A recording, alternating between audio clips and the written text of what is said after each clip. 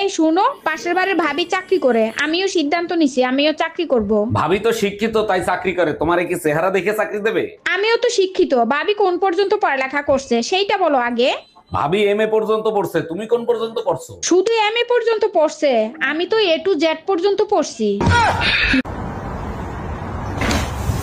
তাই আজকে অফিস থেকে তাড়াতাড়ি আইসো, বোন আসবে। আমি তো অফিসে যাচ্ছি না, বাজারে যাচ্ছি। তুমি না বললা আজকে তোমার জরুরি মিটিং আছে, মিটিং এ না গেলে তোমার চাকরি থাকবে না? রাখো তোমার চাকরি, শালি কি প্রতিদিন আসে নাকি? আমার বোন আসতিছে না, তোমার বোন আসতিছে।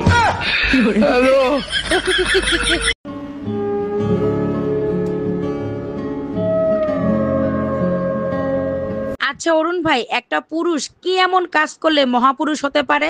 ভাবি একটা পুরুষ যদি 3টা কাজ করতে পারে তাহলেই সে মহাপুরুষ হয়ে যেতে পারে। বলেন কি অরুণ ভাই, কোন 3টা কাজ করলে মহাপুরুষ হতে পারে? 1, প্রেম করে বিয়ে করা যাবে না।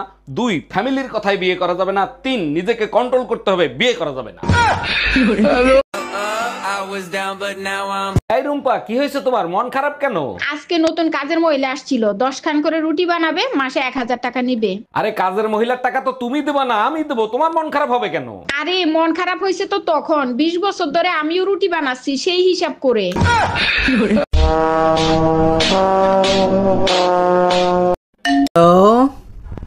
আমি মরে গেলে আমার গল্পটা পড়ে দেখিস, পুরোটা জুড়েই তুই ছিলি। আমি আপনাকে শেষবারের মতন একটা কথা কইতে চাই, আমার তো কোনো গার্লফ্রেন্ড নাই, আপনি রং নাম্বারে ফোন দিয়েছেন। এই পাশের বাড়ির ভাবি পলাই গেছে, তুমি পুলিশ কমপ্লেন কেন করছো? বেইমানি শাস্তি যাতে পায় তার জন্য। এক মিনিট, তোমার সাথে ভাবি কি বেইমানি করছে? কথা ছিল আমার সাথে পলায় যাবে, এটা বেইমানি ছিল না? আজকে পুতা দিয়ে সাইচ্চা গলায় ফেলবো।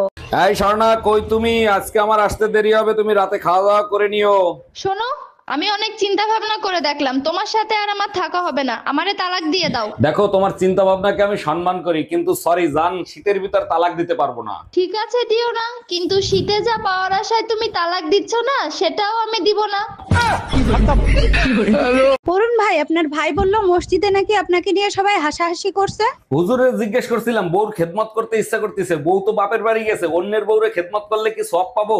অরুণ ভাই, আপনিও না আজব আজব প্রশ্ন করেন, তারপরে হুজুর আপনাকে কি বললো? হুজুর বলে সওয়াব পাবেন কিনা জানি না, তবে জাহান্নামের দরজা দেখতে পাবেন।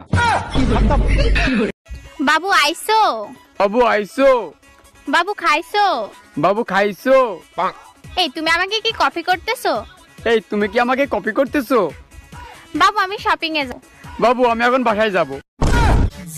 হ্যাঁ ম্যাডাম, এবার আপনি বলেন কত টাকা লোন নেবেন আপনি? স্যার বেশি টাকা লাগবে না, আপাতত 20 লাখ টাকা দিলেই হবে। লোন তো আমি দিয়ে দেবো, কিন্তু ব্যাংকের কাছে কিছু রাখতে হবে। কি রাখবেন আপনি? কিছু থাকলে কি আর লোন নিতে আসি, আপাতত বিশ্বাস জমা রাখেন।